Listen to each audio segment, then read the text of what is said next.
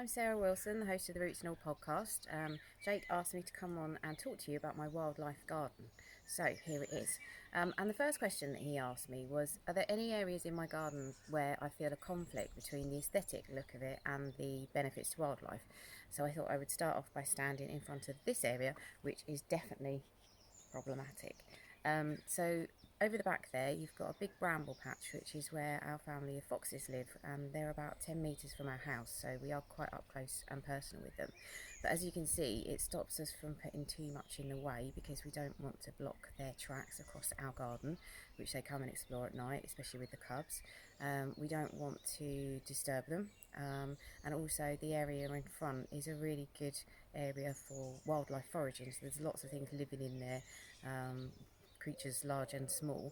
So we've kept the meadow as well, which is kind of what I loosely term it, but basically it's just a wildlife patch where everything's been let go. I try and keep the grass down and the docks, but other than that, it's just full of wildflowers, and it's doing what a new meadow would do, which is at the moment being full of pioneer species like oxeye daisies.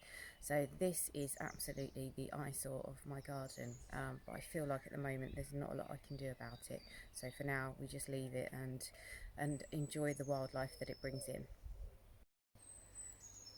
So Jake asked why we should garden for wildlife, and my response to that is that 10% of the UK land area is covered by gardens, and in the other 90% I think that we probably could all agree that wildlife is being pushed out. When you see projects like HS2 getting the go ahead, and the fact that that goes straight through ancient irreplaceable woodland, so we know that maybe nature isn't being quite as well protected in other areas. So I think that we all have a responsibility to look after it in our own spaces. And Jake also asked me what role that design can play in a wildlife garden.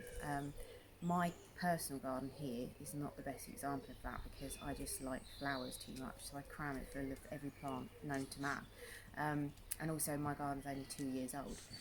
But I would say that you can still use native plants and plants that are good for wildlife and use them in a designed way. So for example, I put in the topiary yews at the front here, and then I put in the hedge at the back, which again is a little bit patchy, but it'll kind of fill out, and when it's nice and established and we can cut it so it's got a really good clean crisp straight line, you can put things in front of it like this really straggly sonkus, which is just a weed that I've left to let go, and then it will give a good backdrop, a kind of good decent foil to plants that are slightly more messy and wild. So there are ways to incorporate design in your wildlife garden, definitely. Hello. So Jake asked me to point out some easy wins in your garden, and actually the easiest wins really are to know your plants and then to leave some of the wildflowers behind, or weeds. So here I've just left a sonkus because it's not hurting. I've got room for it in my border, and my borders are not full yet. As I say, it's quite a new garden, so where they pop up I just leave them. I've left things like this buttercup because it's not going to crowd out the plant next to it. It's going to have a relatively short flowering period, so I can afford to leave it there, let it do its thing, and then take it out once it's gone over. If I leave it, it will seed around, so sometimes you just need to watch that, especially things like this. If you don't want them to go all over your garden, just deadhead them before they go to seed. Some of the native plants that I've got in my garden are things that I inherited or that just blew in with the wind. Some are things that I've actually purposely planted. So for example, I've got here white dead nettle, Galium odoratum, then I've got digitalis at the back there. Admittedly that is not Alpurpurea, it's a cultivated, I think it's limoncello. Then I've got Tuprium, which is again, it's one of our woodland natives, but this is Crispum marginatum, which is a variety from Beth Chatto. And then over there I've left things like the arum that come up, and then obviously you've got these in things like the roses. So where possible I do try and include the native plants just as an understory, or they tend to be kind of less long-lived than a lot of our cultivated perennials. So Yes, thanks for that. So you know, they do come up and disappear. So they're perfect, good border plants. They're really well behaved. They don't outcompete things. As I say, with the other weeds, the thing you need to watch is just them seeding around or running in case of something like this. Some more native plants. This is something that just blew in from the meadow. This is a red campion.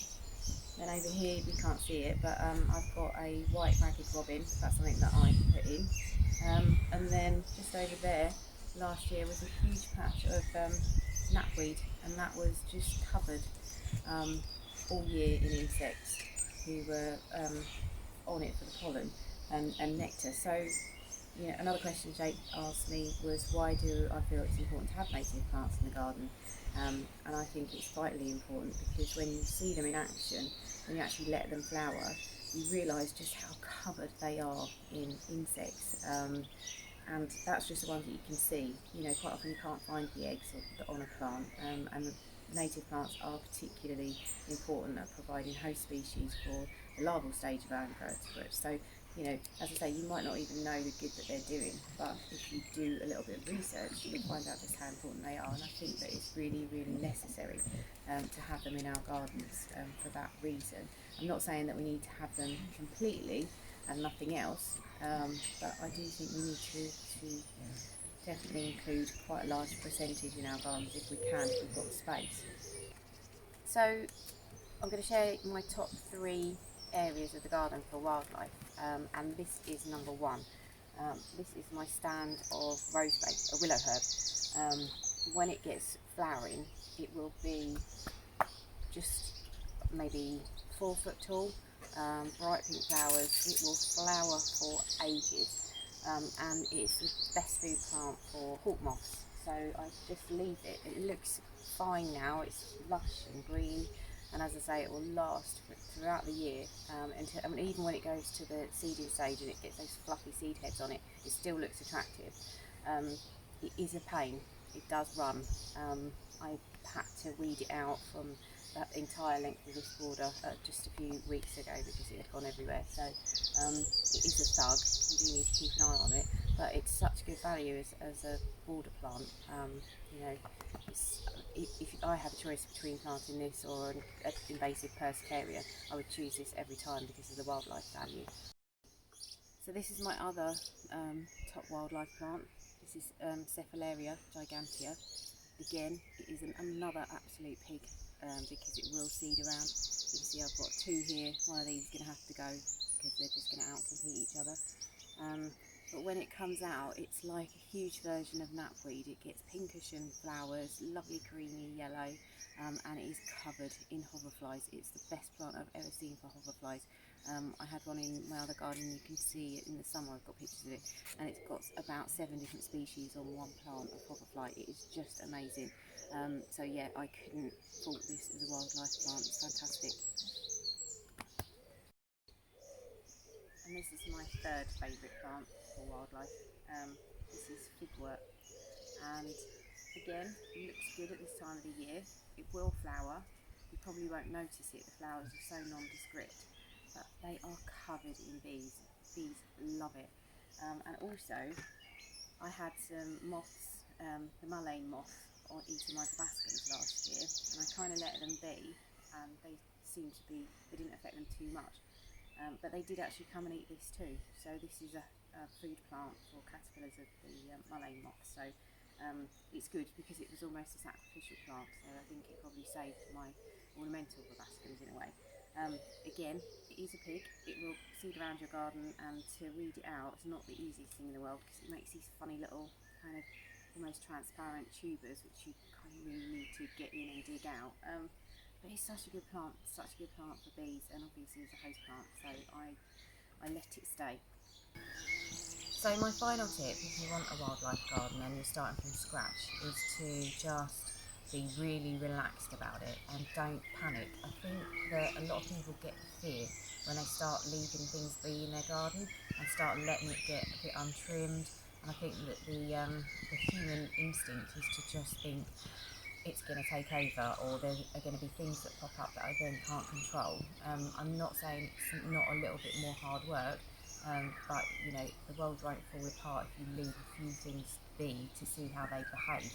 I mean, the only things probably I would just get a handle on are things like bindweed or brambles, and they're about the only things that I really wouldn't let go.